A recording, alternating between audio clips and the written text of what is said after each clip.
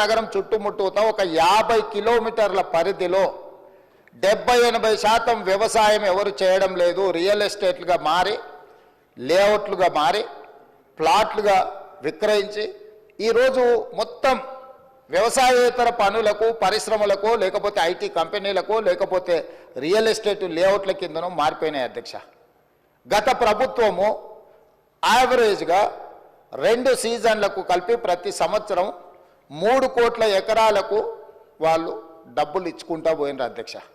3 కోట్ల ఎకరాలకు వాళ్ళు ఎకరాకు 10,000 ప్రకారము చేసుకుంటూ పోతే 15,000 కోట్ల రూపాయలు ప్రతి సంవత్సరం దాదాపుగా +-10% వాళ్ళు ఖాతాలలో వేసిండ్రు అధ్యక్ష.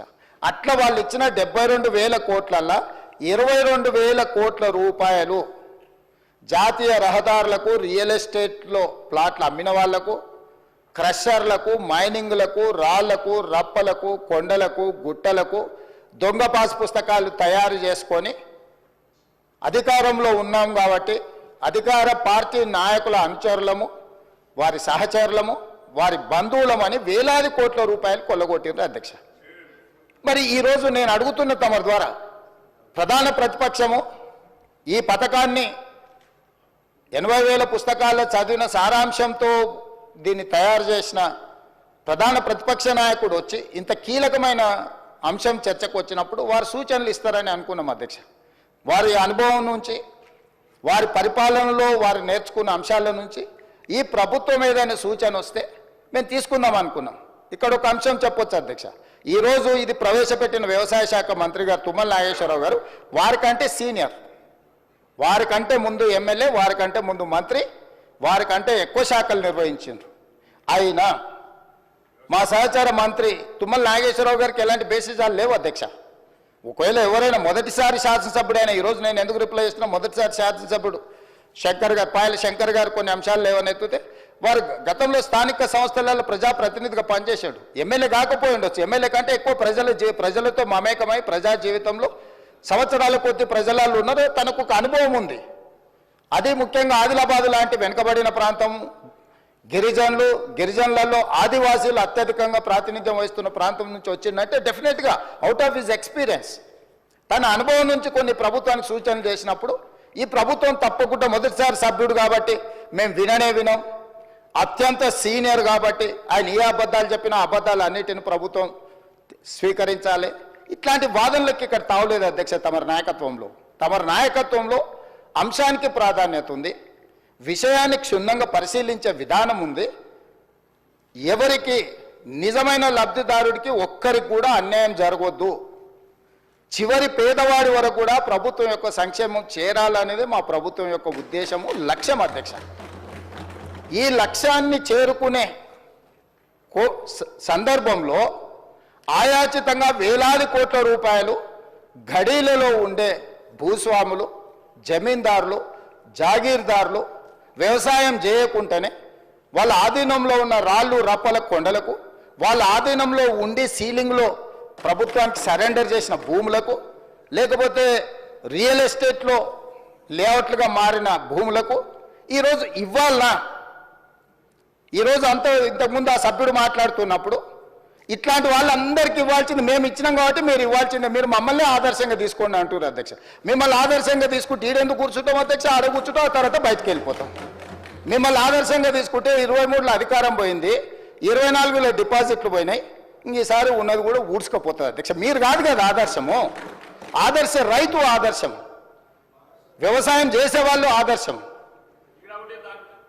అట్లా కాకుండా మేమేదో అద్భుతాలు చేసినాం, మీరు అద్భుతాలు చేసినాక అక్కడ ఉన్నారు, అద్భుతాలు చేసినాక ఆయన గారు ఇక్కడికి రాలేకపోతున్నాడు. ఎందుకు? ఒకవేళ ఇక్కడికి వస్తే 10 సంవత్సరాలలో వారు చేసిన అద్భుతాలను మా సభ్యులందరూ అడగడం మొదలు పెడితే సమాధానం చెప్పలేని పరిస్థితి వస్తుంది, తల దించుకోవాల్సి వస్తుంది అని వారు రావడం లేదు. అది వారి ఇష్టం, మేమేం ఒత్తిడి చేస్తలేం. సభలోకి సభ్యుడు రావడం రాకపోవడం అనేది సభ్యుడు ఇష్టం. ఒకవేళ తమరు అనుమతిస్తే మధ్యలో అర్థాంతరంగా వెళ్ళిపోవచ్చు, వాళ్ళకి కావాల్సినట్లు చేయొచ్చు, మీరు అనుమతిస్తే అధ్యక్ష. అయితే ఈరోజు నేను సూటిగా అడుగుతున్నా ప్రధాన ప్రతిపక్షాన్ని కూడా, రాళ్ళు, రప్పలకు, గుట్టలకు ఇద్దామా? రియల్ ఎస్టేట్లో లేఅవుట్లు చేసి అమ్ముకొని ప్లాట్లు చేసుకున్న వాళ్ళకు ఇద్దామా? హైవేల పేరు మీద, నేషనల్ హైవేల పేర్ల మీద ప్రభుత్వం సేకరణ చేసిన భూములకు కూడా దొంగ పాస్ పుస్తకాలు తయారు చేసుకుంటే ఇద్దామా? మీ అనుచరుల ముసుగులో నకిలీ పాస్ పుస్తకాలు తయారు చేసుకున్న వాళ్ళకు ఇద్దామా? ఈరోజు హైదరాబాదు చుట్టుముట్టూత వ్యవసాయ భూములు, వ్యవసాయేతర కన్వర్షన్స్ జరిగి, నాలా కన్వర్షన్ జరిగి ఈరోజు పరిశ్రమలు నెలకొల్పినారు. వీటన్నిటి కూడా మనము ఇద్దామా? వీటి విషయాలలో మీరు స్పష్టమైన సూచన చేయండి. మీ సూచనలన్నిటిని క్రోడీకరించి ఒక రిపోర్ట్ తయారు చేసి, ఎందుకంటే ఇప్పటికీ ఈ ఈ ఈ అంశాన్ని రైతు భరోసాను అమలు చేయడానికి మా మంత్రివర్గ ఉపసంఘాన్ని వేసింది. దానికి బాధ్యతగా ఉప ముఖ్యమంత్రి వర్యులు, ఆర్థిక మంత్రి వర్యులు, వారి నాయకత్వంలో వ్యవసాయ శాఖ మంత్రి, రెవెన్యూ శాఖ మంత్రి, అదేవిధంగా సివిల్ సప్లైస్ మినిస్టరు, అదేవిధంగా ఐటీ అండ్ ఇండస్ట్రీస్ మినిస్టర్ను వీళ్ళందరిని అందులో సభ్యులుగా పెట్టి అన్ని జిల్లాలు తిరిగిండ్రు అధ్యక్ష. వ్యవసాయ సహకార సంఘాలతో మాట్లాడిండ్రు, రైతు సంఘాలతో మాట్లాడిండ్రు, రైతు కూలీ సంఘాలతో మాట్లాడిండ్రు, రైతులతో మాట్లాడిండ్రు, ప్రజాప్రతినిధులతో మాట్లాడిండ్రు, సభలో లేని రాజకీయ పార్టీలతో మాట్లాడి, కొన్ని రాజకీయ పార్టీలు సభలోకి రాలేకపోయినాయి అధ్యక్ష కొన్ని కారణాల చేత. అంత మాత్రాన సమస్య పట్ల వాళ్ళకి అవగాహన లేదని మనం అనుకోనికే లేదు కదా అధ్యక్ష. వాళ్ళతో పాటు చట్టసభలో కూడా చర్చించి మీరు మీ అంతలో మీరే ఊహించుకొని, మీ అంతలో మీరే కాయించుకొని, మీ అంతలో మీరే దూషించి, మీ అంతలో మీరే బయటికి వెళ్ళిపోయి, ఏంటి అధ్యక్ష ఇది? స్పష్టంగా ఈ ప్రభుత్వం వినడానికి సిద్ధంగా ఉంది. మీరు చేసే సూచనలలో ఏదైనా సహేతుకత కనిపించి నిజంగా తెలంగాణ రైతాంగానికి మేలు జరుగుతుందంటే ఈ ప్రభుత్వానికి భేషజాలు లేవు. అందుకే ఈ సభలో మీరెంత అల్లరి చేసినా, మీరెంత చిల్లరగా వ్యవహరించినా మేము ఓపికతో ఒక్క మాట అనకుండా ఇక్కడ కూర్చొని మేము వింటా ఉన్నాం. మీరు రెచ్చగొట్టాలనే ప్రయత్నం చేస్తున్న మీ అసహనము, అధికారం కోల్పోయిన మీ వ్యవహారము సమాజం అంతా గమనిస్తుందని మేమేం అనలేదు అధ్యక్ష. సరే, మీరు చేసే విచిత్రమైన వ్యవహారాలు వీటన్నిటిని కూడా ప్రజలు నిశ్చితంగా గమనిస్తున్నారు. ప్రజలు ఏ తీర్పు ఇవ్వాలో ఇచ్చినప్పుడు ఇచ్చిండ్రు, మళ్ళోసారి కూడా ఇస్తారు. అందుకోసం మేమేమనలే. ఇప్పటికైనా పాయల్ శంకర్ గారు కొన్ని సూచనలు చేశారు.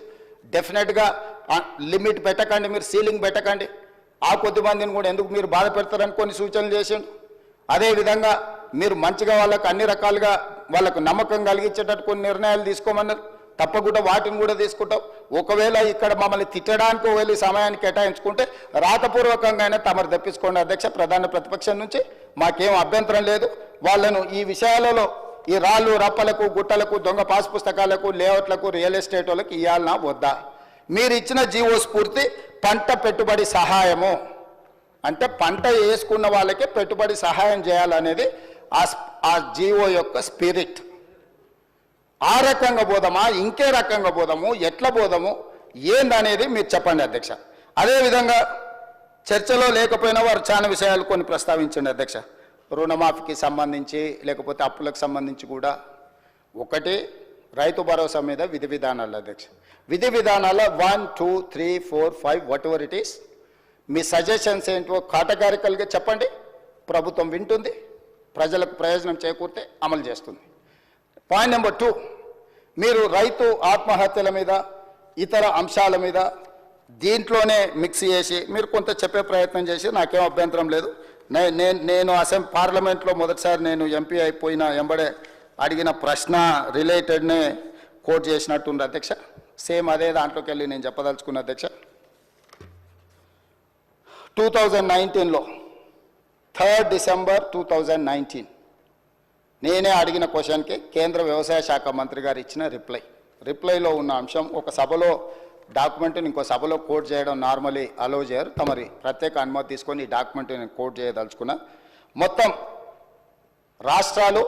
రాష్ట్రాలతో పాటు యూనియన్ టెరిటరీస్ వీటన్నిటిని 36 ప్రాంతాలలో రైతులకు సంబంధించిన ఆత్మహత్యల మీద 2019లో నేను ప్రశ్న అడిగితే కేంద్ర ప్రభుత్వం ఇచ్చిన జవాబు 2014, 2015, 2016 ఈ 3 సంవత్సరాలే NRCB national crime record bureau NCRB నమోదు చేసిన లెక్కల్ని పార్లమెంట్లో సమాధానం ఇవ్వడం జరిగింది అధ్యక్ష.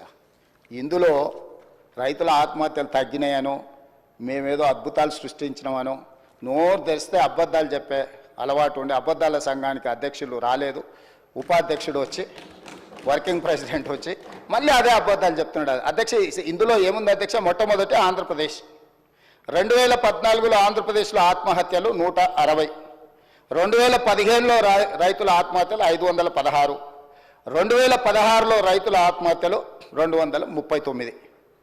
మొత్తం కలిస్తే దాదాపుగా 1000 లోపల అధ్యక్ష 3 సంవత్సరాలు కలిపి ఆంధ్రప్రదేశ్లో. ఎందుకంటే మనతోని విడిపోయిన ఆంధ్రప్రదేశ్ ఎంబడే 3 సంవత్సరాలు ఆ రాష్ట్రంలో రైతుల ఆత్మహత్యలు 2014లో 160, మళ్ళీ చెప్తున్నా అధ్యక్ష, 2015లో 516, 2016లో 239. ఇది ఆంధ్రప్రదేశ్లో. అదేవిధంగా సీరియల్ నెంబర్ 15లో మహారాష్ట్ర ఉంది అధ్యక్ష.